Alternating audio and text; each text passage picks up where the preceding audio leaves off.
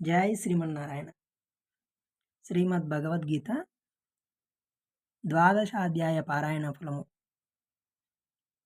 రహోజ్ఞానము దివ్యశక్తులు. పూర్వం ఒక రాకుమారుడు లక్ష్మీదేవి ఆదేశముపై సిద్ధ సమాధి అనువానిని ఆశ్రయించి, అయ్యా, నా తండ్రి అశ్వమేధము చేయుచుండగా గుర్రము తప్పిపోయినది.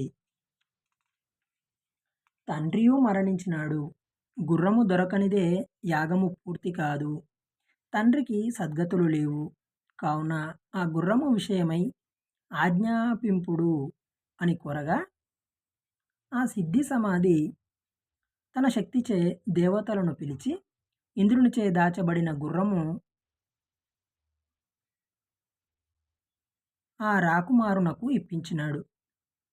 దానికి అచ్చెరువడిన అతగాడు తమకింత దివ్యశక్తి ఎట్లు కలిగేనని అడగగా, అందులకు ఆ సిద్ధ సమాధి, ఓ రాజా, నేను భగవద్గీతలోని 12వ అధ్యాయమును నిత్యమును పారాయణ చేయుట చేతనే ఈ శక్తి కలిగినది అని చెప్పెను. జై శ్రీమన్నారాయణ.